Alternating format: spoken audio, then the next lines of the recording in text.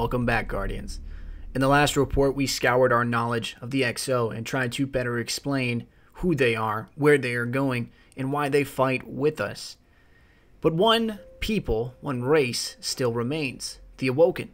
We've yet to explain them, and mainly because it is difficult explaining something that is neither light nor dark. The Earthbound Awoken that stand with us are undoubtedly good people, but the Reef Awoken, who are they? Such questions and conjectures are what we hope to explain in this report. The Awoken are beyond light and dark, flowing between yin and yang, beyond such unimaginative limitations. We know that the people of the Reef, which was called the asteroid belt during the old Earth era, have now made that area their home, and defended furiously against all who would impede upon their territory. We know that some Awoken have joined our struggle, with the Traveler against that of the armies of darkness. But the Reef Awoken seem to hold no love or no hate for us here in the city. Was some deal made that they would be spared the untold fires and doom that fastly approach? Or is it their position in the Reef, that of circumstance, there just to be there? We hope to answer these questions in this report and better explain who the Awoken are. It is said that the Awoken were born in the collapse, descended from those who tried to flee its wrath. Something happened to them out there on the edge of the deep black. They were forever changed. Today, many Awoken live in the distant Reef, aloof and mysterious. But others return to Earth, where their descendants now fight for the city.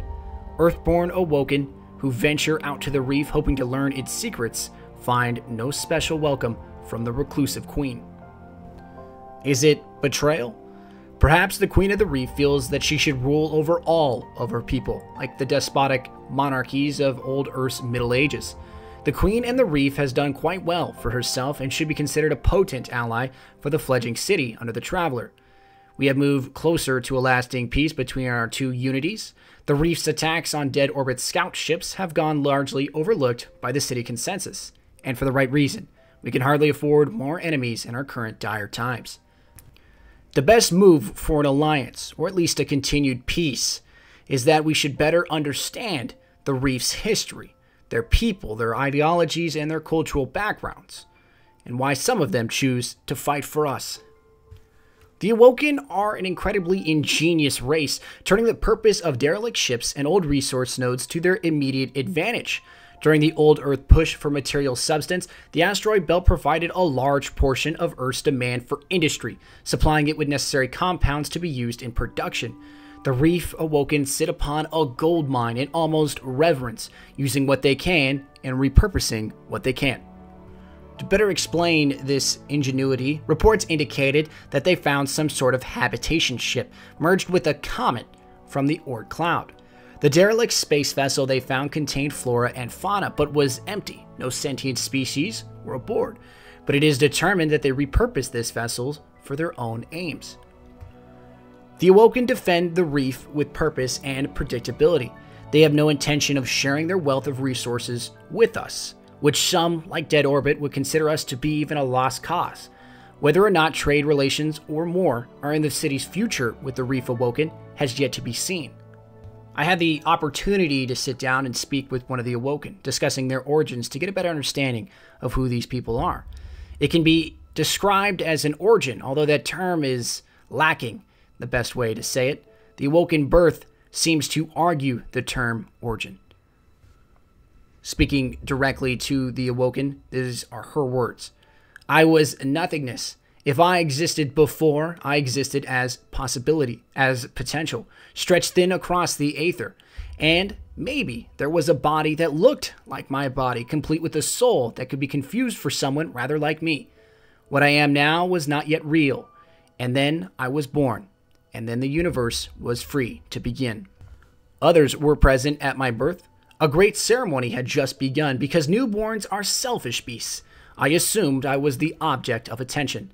I didn't notice the singing until the singers fell silent, and then she appeared. She was above me, ethereal and handsome and elegant.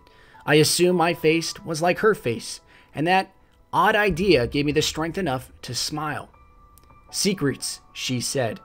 Creation is built on secrets and the encryptions that keep those secrets safe. I made my first sound. It meant nothing, but she stood and understood it as a question. We are a beautiful creation, she said, and we must keep ourselves very safe. Quite cryptic, but regardless, it does shed some lights on the cultural understandings of the Awoken. They were born or evolved from another race. Conjecture would describe them as post-human, but they are something more than humanity. Their skin, eyes, and soul touched by the very abyss. We now know that there is a large divide between the Reefborn matriarchal society and the Earthbound Awoken. The Queen rules with an iron fist, primed to expel all threats to her people. But the rise of the city spells an end to isolationism for the Reef. We undoubtedly need one another, whether for commerce or security. The darkness is rising, and we should unite to meet it. The Reef and the city. Regardless of our past transgressions of ideology, we must move towards the future or be buried by the oncoming horde. In the next report, we will further explain the Queen of the Reef, the Nine, the Crows, and if we can count upon the Queen to rally the Reef on our side to turn the tide of this war. The Earthbound Awoken that stand with us have our undying respect, but respect does not win wars.